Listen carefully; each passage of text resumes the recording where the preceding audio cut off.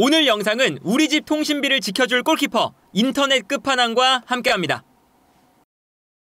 홍명보 감독의 두 번째 경기가 다가오고 있죠. 오만과의 월드컵 3차 예선 두 번째 경기가 있습니다. 팔레스타인도 홈에서 우리가 0대0으로 비겼기 때문에 오만 원정에 대해서 이러면 안 되지만 걱정을 할 수밖에 없는 상황이 돼버렸어요. 홍명보 감독도 지난 경기에 대한 반성을 좀 하면서 오만전은 승리뿐이다. 선수들이 지난 경기를 잊고 뛰기를 바란다. 이런 이제 인터뷰를 했습니다. 그래서 어웨이고 어려운 경기가 되겠지만 승리 외에 다른 것은 생각하지 않겠다. 이렇게 얘기를 하면서 반드시 승리할 수 있게 하겠다. 경기 결과를 예측할 수 없지만 승점 3점을 따내기 위해서 최선의 노력을 다할 것이다. 그리고 지난 홈에서 한국에서 팔레스타인전을 할 때보다는 전체적으로 선수들이 많이 좋아졌다는 느낌이 든다. 선수들의 컨디션도 좋아졌고 경기 운영 그리고 전술적인 면에서 하루 이틀 함께 훈련을 더 했기 때문에 지난 경기보다는 훨씬 더 잘할 것이라고 생각을 한다. 라고 얘기를 했습니다. 팔레스타인전보다 더 못하면 안 되고 그것보다는 당연히 더 잘해야 되는 지금 상황인데 이제 어떤 게 있냐면 오만이 기본적으로는 팔레스타인보다 잘합니다. 피파 랭킹으로만 따져도 우리가 23위, 오만이 76위거든요. 팔레스타인보다 일단 피파 랭킹에서도 우위에 있고요. 여기에 더해서 오만이 이라크와의 경기에서 1대0으로 패배를 하긴 했지만 이라크 원정에서 오만이 이라크를 압도하는 경기였어요. 쭉 이제 기록을 봐도 오만이 볼 점유율이 58%, 거의 60%에 육박했고요. 슈팅 숫자도 오만이 11개, 이라크가 7개였습니다. 그리고 공격 지역에서의 패스도 파이널 서드로 들어간 패스, 오만이 거의 60개, 이라크가 40개였어요. 이런 걸 비교해보면 그 이라크가 오만에게 홈에서 압도를 당하면서 이기긴 했는데 이라크도 약간 찝찝한 경기였어요. 왜 이런 결과가 나왔냐? 일단 오만의 감독이 어떤 감독이냐면 실라비라는 감독입니다. 이 실라비라는 감독이 체코 대표팀을 이끌고 유로를 참가했던 감독이에요. 일단 유로 예선도 참가를 했고 사실은 지난번 유로가 체코가 하즐렉 감독이었죠. 근데 이 하즐렉 감독이 부임하기 전에 그 전 감독이 실라비 감독입니다. 실라비 감독이 체코를 애초에 유로에 진출을 시킨 다음에 체코 감독직에서 물러났거든요. 체코가 지난 유로 예선에서 알바니아에 이어서 2위를 기록하면서 유로에 진출했습니다. 여기까지 만들어 놓고 나갔어요. 유로 예선 마지막 경기까지 한 다음에 오만 감독으로 이제 건너갔던 감독이 실라비 감독이거든요. 그리고 알바니아와의 승점이 15점으로 똑같아요. 득실차에서 밀려서 2등이고 사실상 유로 예선에서 1위를 할 뻔했던 감독입니다. 그리고 이제 지난 그 월드컵 예선에서도 아깝게 못 나가긴 했는데 벨기에, 웨일스 다음으로 좋은 성적을 거두면서 3등을 했었어요. 그러면서 이제 월드컵을 아깝게 못 가긴 했지만 일단 최근에 체코에서도 나쁘지 않은 성적을 기록하고 있었던 감독이거든요. 다만 이제 실라비 감독이 그러면 왜 체코 감독을 그만뒀냐? 실라비 감독이 그 자국에서 비판을 너무 많이 받아서 특히나 체코 축구협회 내부에서 실라비 감독에 대한 비판 여론이 많았었고 그리고 내부에서 실라비 감독이 갈등이 있어서 경질이 아니라 실라비 감독이 그만두고 나왔습니다. 그러다 보니까 애초에 실라비 감독이 기본적인 가지고 있는 이런 능력 자체는 좋은 감독이라고 봐야겠죠. 그래서 실제로 부임한 이후에 5경기 동안 말레이시아를 2경기 상대해서 모두 승리를 거뒀고요. 말레이시아 이때 감독이 김판공 감독입니다. 그리고 이제 대만, 키르기스스탄 그리고 그 다음 경기가 이라크였는데 이라크에게 패배한 거 빼고는 3승 1무였습니다. 분명히 나쁘지 않은 성적을 기록을 하고 있어요. 실라비 감독이 지난 그 이라크 전 자체가 굉장히 자신감이 올라와 있기 때문에 첫 번째 그 3차 예선에서 어떤 인터뷰를 했냐면 선수들이 보여준 경기력에 고마움을 표한다. 한국과의 경기에서는 더 나은 모습을 보여주겠다. 라고 이야기를 했어요. 실제로 이라크전에서 졌지만 경기력 좋았다. 한국과의 경기에서는 더 잘해보겠다. 그래서 오만 쪽 매체에서도 한국이 지금 팔레스타인과 비겼다. 그리고 반등을 위해서 승리를 노릴 거근데 그만큼 치열한 경기가 예상을 한다. 이제 오만이 분명히 우리가 만만한 팀이 아니다. 라는 이제 그런 보도를 했거든요. 이런 보도를 했던 이유도 이라크전의 경기력이 오만이 나쁘지가 않은 거예요. 반면에 우리가 팔레스타인 상대로는 매우 안 좋은 경기를 했고 그리고 이제 그 전술적으로 봐도 실라비 감독이 어쨌든 이때 감독이거든요. 이번 유로 말고 바로 그 전 대회 유로에서 체코가 잉글랜드, 크로아티아, 스코틀랜드와 한 조였습니다. 여기서 체코가 3위를 했고요. 3위로 올라가서 놀랍게도 체코가 네덜란드를 이기고 8강에 올라갔습니다. 16강에서. 이때 감독이 실라비 감독이에요. 네덜란드를 이기고 올라가서 8강에서 덴마크에게 지긴 했지만 이변을 일으켰던 경기의 감독이죠. 그래서 사실 실라비 감독이 전술적으로 기본적인 능력이 충분한 감독이에요. 그리고 여기서 오만에서도 어떤 모습을 보여주냐면 간격 유지가 굉장히 잘 됩니다. 수비 라인부터 공격 라인, 요 간격이 매우 유지가 잘 되고요. 그리고 이때 오만의 특성을 정말 잘 살려요. 좌우 측면 공격수들이 중앙으로 밀집하면서 앞쪽에 있는 이 6명의 선수가 하나의 블럭을 만듭니다. 그리고 여기서 상대 팀들이 볼을 전개하는 방향에 따라서 과감하게 이 6명의 선수들이 움직이면서 둘러싸고 압박을 하는, 오만이 이라크를 상대로 아까 말씀드렸던 것처럼 경기 결과가 지긴 했지만 경기력 자체가 굉장히 좋았다고 말씀을 드렸잖아요. 경기력이 좋았던 이유가 그냥 밀집 수비를 하는 게 아니라 앞쪽에서 달려나가면서 압박을 하고 간격 유지가 굉장히 잘 됐어요. 이 간격 유지가 왜 잘 되었냐? 실라비 감독이 뭐 능력이 있다, 이것도 있지만 플러스 오만이 7월 달에 스페인에서 3주 동안 합숙 훈련을 했습니다. 국가대표팀이 이렇게 합숙 훈련을 하는 게 흔치 않잖아요. 그런데 오만이 스페인으로 넘어가서 스페인의 라리가 출신 코치진을 초청을 했어요. 그래서 레가네스, 레알 오비에도 이렇게 스페인 라리가 2부 클럽들과 친선 경기를 치르면서 3주 동안 합숙 훈련을 했습니다.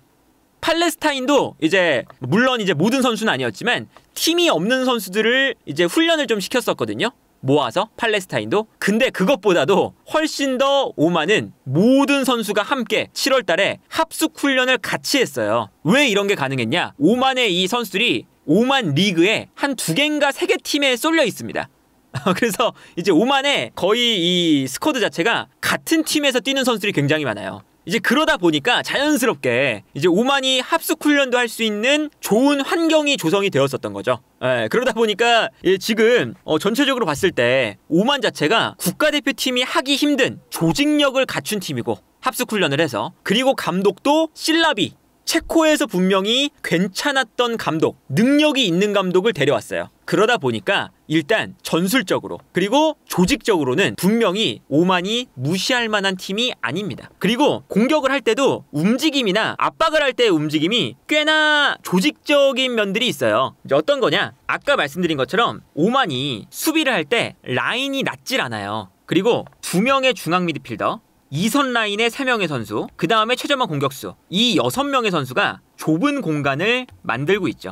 좁은 공간을 만들면서 이라크가 우리랑 굉장히 비슷하게 수비 라인 앞에 2명의 미드필더를 배치하는 전형이었거든요. 근데 여기서 요 2명의 선수를 오만이 어떻게 압박을 하느냐? 첫 번째, 중앙 미드필더 1명이 올라와서 1명을 압박합니다. 그리고 공격형 미드필더 1명이 나머지 1명을 압박을 해요. 3톱은 상대의 수비수들을 압박하고 있습니다.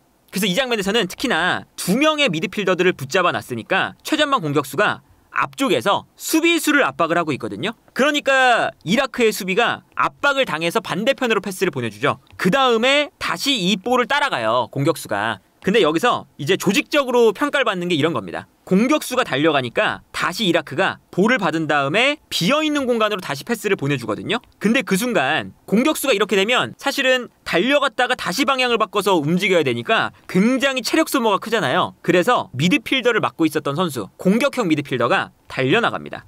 대신 그 다음에 공격수가 내려와서 압박을 하는 선수가 자연스럽게 자리를 바꿔요. 그래서 이 다음 장면을 보면 이런 장면이 되죠. 공격형 미드필더가 압박을 하다가 달려나오면서 대신 수비수를 향해 달려가고, 공격수는 오히려 공격형 미드필더가 내려오니까 비어있는 공간으로 다시 압박을 하러 움직입니다. 그래서 끝까지 이라크의 2명의 중앙 미드필더를 계속 붙잡고 있는 형태가 되는 거죠. 그러다 보니까 결국에는 이라크가 역시 패스를 할 곳이 없어요. 미드필더 2명이 모두 묶여 있으니까. 그래서 그냥 뻥 걷어내는 장면을 볼 수가 있습니다. 이런 장면 보면 오만이 압박을 할 때 2명의 미드필더를 계속 번갈아 가면서 압박을 하고, 선수들이 조직력이 좋으니까 공격수가 움직일 때 뒤에 있던 선수가 대신 압박을 해주고, 뒤에 있던 선수가 앞으로 나가서 압박할 때 앞쪽에 있는 선수가 내려와서 압박을 하고, 이런 식으로 미드필더 라인의 압박을 굉장히 잘하거든요. 근데 우리의 단점이 수비 라인 앞에 있는 선수들이 약간 이제 볼을 빼앗길 때가 많죠. 고립이 좀 되면서. 예를 들면 뭐 정우영 선수라던가 우리가 수비 라인에서 앞에 있는 선수가 볼을 받았을 때 압박을 당해서 빼앗기는, 지난 경기에서도 그런 장면이 좀 나왔거든요. 이제 그런 압박에 대처가 안 된다면 우리가 오만에게 볼을 빼앗기는 장면도 종종 나올 가능성이 있다. 그리고 이제 여기에 더해서 이제 어떤 게 있냐면, 이제 우리가 그냥 오만의 수비를 조금 더 이제 대비를 하면서 U자 빌드업을 하면 안 된다, 이런 얘기가 나오지만, U자 빌드업보다 오만이 공격을 할 때 어떻게 좀 대응을 하느냐도 우리가 좀 공부를 해야 돼요. 왜 그러냐면 아까 말씀드린 것처럼 모여있는 선수들이 순식간에 움직여서 둘러쌉니다. 기동력이 좋아요. 이 선수들이 오른쪽 왼쪽으로 움직이면서 간격을 유지하면서 압박의 형태를 유지하고 수적인 우위를 여기서 가져가거든요. 그래서 이 공간에서 우리가 볼을 가지고 있을 때 오만이 확실하게 한쪽으로 붙어주면서 수적인 우위를 가져가려고 할 거예요. 근데 이러한 방법이 오만이 공격을 할 때도 되게 재밌습니다. 실라비 감독이 매우 현실적인 감독이거든요. 그리고 체코에서도 만들어가는 플레이보다는 세컨볼을 달려들면서 가져오는 걸 되게 잘했어요. 그러다 보니까 짧게 만들어가고 이런 거 아닙니다. 그냥 앞쪽으로 붙여놓고 떨어질 때 달려들면서 볼을 가져오거든요. 원정이 아니라 홈에서 펼쳐지는 경기이기 때문에 오만 선수들의 컨디션도 우리보다는 조금 더 좋겠죠. 그러다 보니까 이제 우리가 조심해야 되는 것 중에 하나가 밀집 수비를 무너뜨린다, 이걸 걱정하기보다 오만이 뻥 찹니다. 그러면 뭐 경합을 할 때 달려들어요. 선수들이 달려들다가 볼이 떨어지는 순간, 이때 오만 선수들이 달려들면서 아마 세컨볼을 가져오려고 할 텐데, 이 좁은 공간을 형성할 텐데, 여기서 우리가 어떻게 세컨볼 찬스에서 이겨서 볼을 가져가느냐, 일단 이게 제일 중요하고, 특히나 세컨볼을 가져갈 때 선수들의 움직임이 정말 되게 유기적이에요. 오만이. 예를 들면 이 장면 보시면 오만이 수비 라인에서 볼을 잡고 있습니다. 근데 여기서 만들어가는 게 아니라 일단 앞쪽으로 붙여줘요. 그러면 이 다음 장면이 재밌는 게, 앞으로 붙여줄 때 이 장면에서 선수들의 움직임 자체가 굉장히 유연합니다. 이 장면이 뭐냐면 9번 공격수가 내려오고 있고요. 반대로 오른쪽에 있던 선수가 공간으로 뛰어가고 있어요. 스위칭이 되는 거죠. 그러면서 이 공간으로 볼을 떨어뜨려 주는 장면이거든요. 그러니까 이러니까 9번 공격수를 따라서 이라크의 수비수가 내려올 때 순간적으로 오른쪽에 있던 선수가 뛰어들어간다. 이런 움직임이 일단 아주 유기적이잖아요. 그래서 이 뒷공간으로 볼이 떨어졌을 때 오만의 공격수가 여기서는 경합에 승리하고 쭉 밀고 들어가면서 이라크의 뒷공간을 무너뜨리고 유효 슈팅까지 기록하는 이런 장면을 볼 수가 있거든요. 자주 나옵니다. 이 장면도 보면 수비 라인에서 오만이 볼을 가지고 있어요. 그런데 뭐 주고받으면서 짧게 풀어가는 게 아니라 뻥 때려놓습니다. 그러면 앞쪽에서 이 장면도 최전방 공격수가 약간 내려와 있고, 수비수가 최전방 공격수를 따라갈 때 오른쪽에 있었던 측면 공격수가 가운데로 들어오기 시작해요. 그리고 이 공간으로 볼이 쭉 들어가는 거거든요. 근데 여기서 일단 보면 최전방 공격수가 약간 내려가서 세컨볼을 가져오려고 하고, 공격형 미드필더도 세컨볼을 향해 달려들고 있고, 왼쪽에 있는 선수도 가운데로 들어가고 있거든요. 세컨볼을 가져오려는 동작이에요. 그러다 보니까 여기서 뒷공간으로 패스가 들어갔을 때 오른쪽 측면 공격수가 가운데로 들어가면서 여기서 경합을 하는데, 이라크 수비가 먼저 걷어냈어요. 빠르게 달려오는 선수가 오만 선수들입니다. 세컨볼을 향해서. 그래서 이 세컨볼을 오만의 선수가 먼저 가져가요. 그리고 이 세컨볼을 가져오면서 오만이 공격을 시작하게 되죠. 이런 장면 보면 오만이 세컨볼에 대한 대비가 굉장히 잘 돼 있어요. 그리고 이제 우리가 기본적으로 조심해야 되는 게, 당연히 오만과 경기에서 우리가 볼 점유율을 이라크처럼 오만에게 내주거나 그러지는 않을 것 같거든요. 우리가 볼을 많이 점유할 거예요. 그런데 오만이 어쨌든 우리가 계속 공격을 하면 막고 있다가 역습을 해야 되잖아요. 근데 그 역습을 할 때 세컨볼을 활용한 역습을 굉장히 잘한다는 거죠. 예를 들면 이 장면도 오만의 골키퍼가 짧게 주고받는 게 아니라 뻥 찹니다. 일단 뻥 차면 앞쪽에서 싸우죠. 여기서도 달려들면서 싸워요. 오른쪽 측면 공격수가 안으로 들어오고 있고 왼쪽 측면 공격수도 안으로 들어와요. 공격형 미드필더도 달려갑니다. 요 공간을 매우 타이트하게 가져가는 거죠. 그러다 보니까 여기서도 롱킥이 넘어왔을 때 이라크의 수비가 먼저 머리에 맞춰요. 머리에 맞췄는데 달려드는 스피드가 오만이 더 빠르다 보니까 볼이 떨어질 때 순간적으로 오만 선수들이 달려갑니다. 여기서 이제 먼저 이라크 선수가 볼을 터치하려고 하는데 이때 달려들면서 이라크의 볼을 빼앗는 데 성공을 해요. 그러다 보니까 여기서 볼을 빼앗으니까 한눈에 봐도 왼쪽 측면 공격수, 오른쪽 측면 공격수, 뭐 최전방 공격수, 2명의 미드필더 다 중앙에 쏠려 있죠. 여기서 볼을 가져가니까 볼을 빼앗자마자 바로 공격 찬스를 만들 수가 있습니다. 그리고 여기서도 왼쪽 측면 공격수가 가운데로 들어가서 세컨볼 싸움에 관여를 하니까 세컨볼을 가져오는 순간 왼쪽 풀백이 빈 공간으로 뛰기 시작해요. 이것도 일단 준비가 된 거죠. 오만이 그 조직적으로 매우 준비가 잘 됐다는 게 저런 거거든요. 세컨볼을 향해서 측면 공격수들이 가운데로 들어가서 좁은 간격을 형성하는데 여기서 볼을 빼앗자마자 풀백들이 과감하게 올라옵니다. 이거는 본인들끼리 어느 정도는 준비가 된 장면이라고 봐야겠죠. 그러다 보니까 여기서 이 다음 장면을 보면 일단 최전방 공격수, 왼쪽 공격수, 오른쪽 공격수, 뭐 미드필더 이 선수들이 좁은 간격을 만들면서 볼을 일단 가져왔어요. 가져오자마자 풀백이 왼쪽 공간에서 뛰어나가기 시작하고 그러다 보니까 다음 장면에서는 공격수들이 달려나가는 장면. 수비가 순간적으로 쏠리니까 왼쪽에서는 풀백이 좋은 공간을 향해서 뛰어나가는 걸 볼 수가 있습니다. 아주 공격 자체가 조직적으로, 체계적으로 이루어지고 있는 걸 확인할 수가 있는 거죠. 이런 장면들을 보면 우리가 그냥 단순하게 오만을 체급 차이로 찍어 누를 수 있다 라고 생각하기에는 힘들다. 전술적으로 어느 정도 싸움이 있어야 되고 이 장면도 보세요. 오만이 최전방 공격수, 왼쪽 오른쪽 측면 공격수, 공격형 미드필더 뒤에 있는 이제 미드필더들까지 과감하게 올라와서 하나의 블럭을 만들고 있습니다.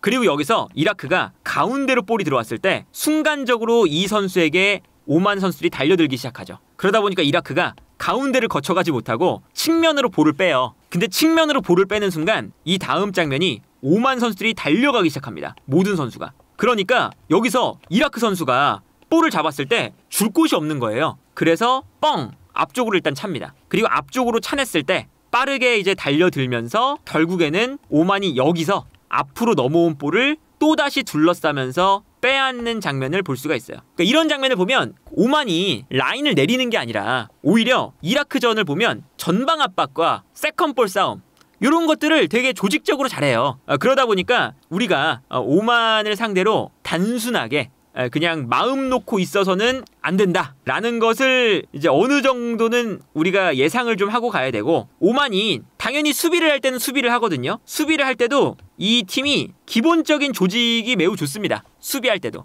예를 들면 이런 장면. 이 장면 보시면 오만이 4-4-2 두 줄 수비를 만들면서 수비 간격을 굉장히 좁게 가져가죠. 그러다 보니까 이라크도 이 경기에서 요 사이사이 공간으로 패스를 주기가 매우 어려웠어요. 근데 이 장면도 보면 요 가운데 공간으로 패스가 들어갔을 때 오만의 선수들이 달려가기 시작합니다. 둘러싸니까 결국에는 이 가운데 있었던 이라크의 미드필더가 가운데에서 바깥으로 튀어나와요. 요 공간에서 볼을 잡지를 못하는 거죠. 그래서 결과적으로는 분명히 오만의 수비 라인이 중앙에 형성이 돼 있는데 이라크도 안쪽으로 볼을 투입하지 못하고 볼을 밖에서 돌리고 있는 걸 볼 수가 있습니다. 이런 장면을 우리가 팔레스타인전에서도 볼 수가 있었죠. 팔레스타인의 수비 블럭 안으로 들어가지 못하고 바깥에서 계속 돌리는 그런 모습을 보여줬었는데 오만이 팔레스타인보다도 더 수비 조직이 좋고 오만이 팔레스타인보다도 더 역습에 능하고 조직적으로도 더 훌륭한 팀이다. 감독도 마찬가지로 이 실라비 감독이 유럽에서도 체코에서도 분명히 괜찮은 성적을 냈던 능력이 있는 감독이다. 물론 사실 뭐 오만이 아무리 잘해도 우리가 체급 차이가 워낙에 큽니다. 우리 선수단이 손흥민, 이강인, 김민재, 이재성, 황희찬 기본적으로 오만을 엄청 걱정해야 되는 스쿼드는 아니거든요. 한 차원 높은 스쿼드예요. 그런데 감독만큼은 실라비 감독이 홍명보 감독보다 보여준 것도 많고 훨씬 더 전술적으로 뛰어난 감독으로 국제무대에서 평가받을 수 있는 감독인 거죠. 그리고 여기에 더해서 실라비 감독의 오만이 합숙 훈련을 하면서 조직력도 다져놨고 그렇기 때문에 이제 오만전이 물론 이제 우리가 스쿼드가 훨씬 더 좋지만 걱정이 점점 더 많이 되는 상황이다. 일단은 뭐 우리가 오만전을 앞두고 여러 가지 걱정이 많지만 오만이 만만한 팀이 아니다 라는 거는 일단은 생각을 좀 하고 있어야 되고 그리고 홍명보 감독이 오늘 뭐 인터뷰에서 이런 이야기를 했습니다. 비난은 나한테만 해달라. 야유가 이제 처음이었다. 이런 야유는 처음이었는데 비난은 감독에게만 해주시고 선수들에겐 응원을 해달라 라고 이야기를 했어요. 그래서 처음이라 이런 야유가 아무래도 당황스럽지 않았다고 할 수 없다. 그리고 비난이 감독이 받으면 되지만 선수들한테는 응원을 보내주길 바란다. 그래서 그라운드에서는 그 본인의 감독 선임 논란까지 연결하기보다 어차피 선수들은 경기를 해야 되니까 선수들이 잘할 수 있도록 응원을 해주면 고맙겠다는 생각이 든다. 그래서 이제 뭐 김민재 선수에 대해서도 좀 안타까움을 표하면서 이런 것들 때문에 야유를 받는 것 같다라고 했는데, 이런 야유는 당연히 경기 중에도 충분히 나올 수 있는 야유다. 이런 상황을 누가 만들었냐? 홍명보 감독과 축구협회가 만든 상황이기 때문에 비판을 하고 하는 것도 팬들의 권리고 팬들의 목소리거든요. 그렇기 때문에 본인들이 만들었다면 감내해야 되는 상황이다. 그리고 애초에 선수들을 향해서 야유하는 사람은 아마 자기 돈 내고 가는 이 경기장에 한 명도 없을 것이라고 장담할 수 있다. 그래서 일단은 내일 경기가 홍명보 감독의 D-Day, 아주 중요한 경기가 될 텐데요. 홍명보 감독이 어떤 결과물을 가져올지 모르겠지만 팔레스타인전도 마찬가지고 오만전도 마찬가지고 하나의 기준이 있습니다. 홍명보 감독이 일단은 바그너 포엣 감독과 같은 선상에서 평가를 받아야겠죠. 바그너와 포엣 감독보다 연봉이 적은 게 아니라 비슷한 수준의 연봉이고 경쟁을 해서 홍명보 감독을 선택을 한 거잖아요. 그러니까 우리가 기준을 세운 다음에 봐야겠죠. 그렇다면 내일 경기가 단순히 승리하는 게 아니라 대승을 거둬야 되고 경기력도 매우 좋게 이겨야만 성공이 아니라 본전치기 정도를 하는 거예요. 당연하겠죠? 포엣이나 바그너를 생각했을 때 팔레스타인전과 오만전을 그냥 이겨라, 이게 아니라 경기력 좋게 대승을 거두면서 이겨라를 원했을 거잖아요. 축구협회에서도 외국인 감독을 만약에 썼다면. 그렇기 때문에 홍명보 감독에게도 이 기준이 똑같이 적용된다면 내일 오만전도 대승 그리고 경기력도 매우 좋게 가져가야 매우 비판을 많이 받고 있는 홍명보 감독의 대표팀에서 본전이라도 찾을 수 있다.